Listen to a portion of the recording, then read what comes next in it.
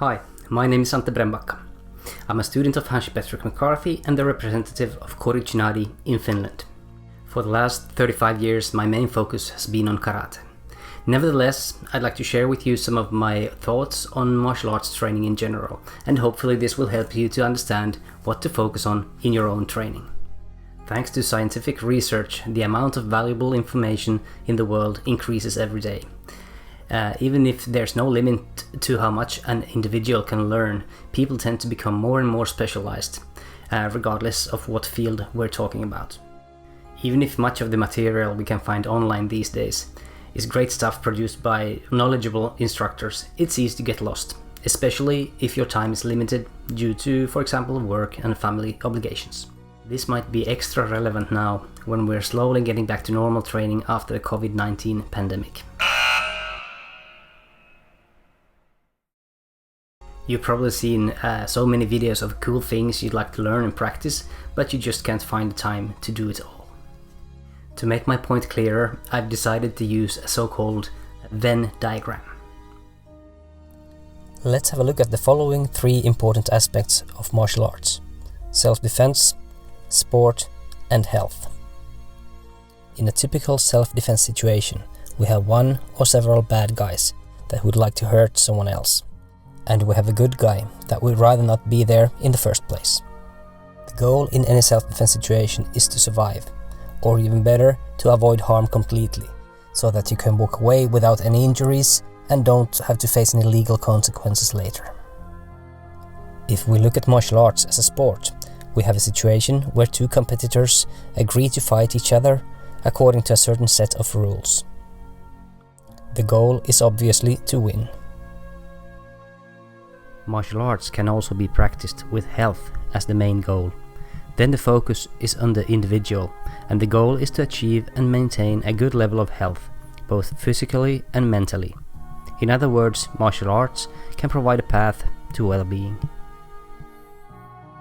If you live in a violent neighborhood, or you for some reason have to be in areas where the possibility of physical assault is a real issue, then you're probably highly motivated to learn whatever fits into the self-defense circle. If you're into sports, and especially if you're aiming at becoming a top competitor, your first priority should be stuff that fits into the sports circle. Obviously, you have to take the rules of your chosen martial art into consideration, and you shouldn't spend time on things that fall purely into the self-defense category. Even the health aspect is secondary for a top competitor, since training and competing often is close to the limit of what a human body can take. The older you get, the more important the health aspect usually becomes. If you live an ordinary family life in a safe area, then self-defense might not feel that important anymore, and everything that has to do with competitive sports you will at some point in life leave for the younger athletes. This way you can find time to concentrate on the aspects of martial arts that promote your health. So far it's pretty straightforward, but as you can see, the circles overlap each other, and these intersections make it so much more interesting. Altogether we have 7 different areas. Let's have a closer look at these, one at a time. Now, what would be things that are purely about self-defense and don't have anything to do with neither sport nor health? Well, dirty tricks like biting, hair grabbing, eye gouging, fish hooks, as well as the use of improvised weapons can be very useful in a life-threatening situation. Also, learning about the laws of your country and crime statistics for the area you live in would fall into this category, because this kind of knowledge can help you to avoid legal consequences and maybe avoid conflicts altogether. Purely sports. Well, that would be techniques that you could use to score a point or get a submission, while at the same time being too risky to use in a self-defense situation. For example, a flying armbar or a sacrifice throw in judo. Techniques like these can't be considered healthy either if there's a high risk of injury. Also keep in mind that pounding on an opponent lying on the ground, as often seen in mixed martial arts, would have legal consequences in most countries if done in the street, and therefore shouldn't be considered as self-defense even if it's an efficient way of finishing a fight. Learning about tactics is of course also important for any competitor, but not all of it can be used outside the sport arena. By the way, in this video, when I talk about sport, I like to think of mixed martial arts, MMA, because of its versatility. It's also a full contact sport, so the techniques are being applied against a resisting opponent that is also trying to hurt you. Something that is also the case in self-defense. In other words, techniques you can pull off against a trained fighter, you will most likely be able to execute against a random attacker in the street. Just keep in mind that the context is different. Exercise is no doubt good for you. Thanks to the versatility of martial arts, they are among the most effective ways to exercise if you want to improve and later in life maintain mobility. As long as you listen to your own body, any solo exercise, for example karate's kihon or kata, can be used to promote your health, and you don't always need to worry about self-defense or fighting applications. In Tai Chi, the emphasis is so much on the health aspect that many don't even consider it a martial art, even if that's the origin. Usually a martial arts class includes some stretching and strength training. This will have a positive effect on your health, but will not automatically make you better at self-defense or a champion of your chosen sport. Many techniques can be used for both self-defense and sport, and many exercises can prepare you for both alternatives. We'll have a closer look at them in a short while. Getting used to contact is beneficial both from a self-defense and sport point of view, but hard impacts, especially to the head, are not good for you in the long run. Therefore, any type of sparring that includes hard impacts would fall into this category. As mentioned before, as long as you listen to your body, all kinds of ways to move are good for you.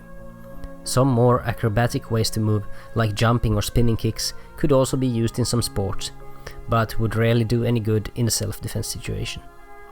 Typical capoeira sparring would fall into this category perfectly. Lots of acrobatic and challenging moves, and some of them could be used in combat sports, where kicking is allowed, but after all, they're not really for self-defense. Any technique that would be likely to work in a self-defense situation, or any exercise that develops relevant skills for this, falls into this category, as long as it can be drilled safely with enough intensity to break a sweat. It doesn't matter if the techniques are done with a live training partner, using pads or other equipment, done separately or as flow drills or even on your own, while visualizing the actual application, like in karate's kata. Even if it might not be considered part of any martial art, running fast combined with jumping and climbing over obstacles, in other words, some basic parkour, can definitely get you out of harm's way. At the same time, these exercises will also improve your agility and promote your health. Finally, we have the area in the middle, the most important one if you ask me. Focusing on it in your training will help you to become what I like to call a universal martial artist. A martial artist that has the skills and knowledge to train and understand any of the other areas. But first we need to figure out what this would include. In other words, we're looking for techniques and exercises that can be drilled safely with high intensity, and that will be beneficial both in a self-defense situation and in an MMA fight.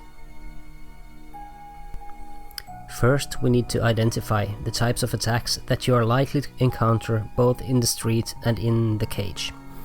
For example, straight and circular punches, primarily to the head, front kicks and primitive roundhouse kicks to the legs or the midsection, tackles, wrist grabs, arm grabs and bear hugs, as well as guillotine and rear naked chokes.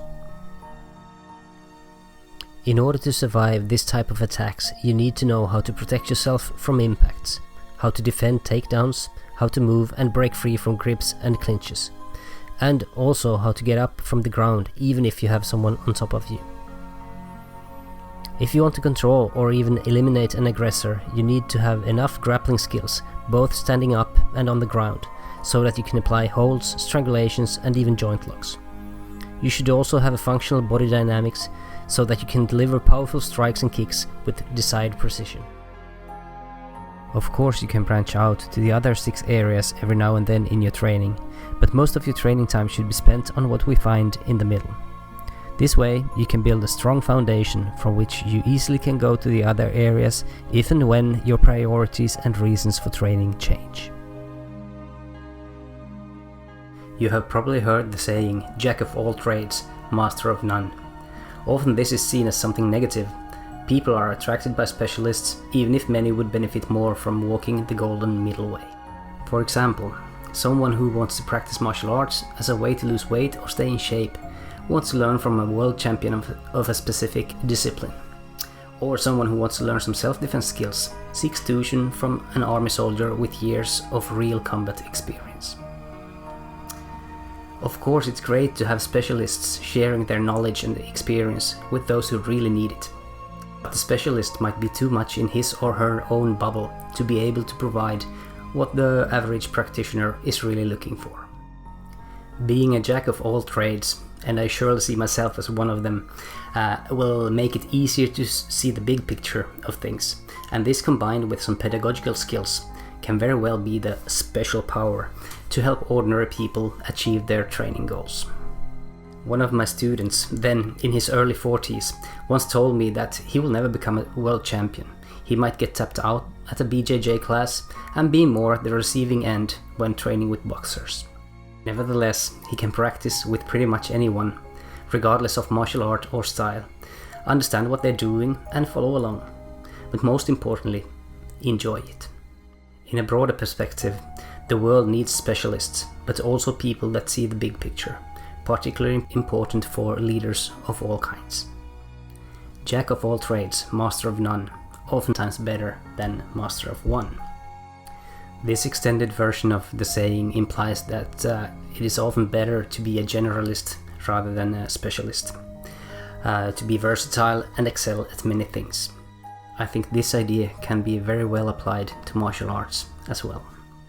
I hope you have enjoyed this presentation. If you have any questions, please don't hesitate to send me a line. That's all for now. Take care. Bye.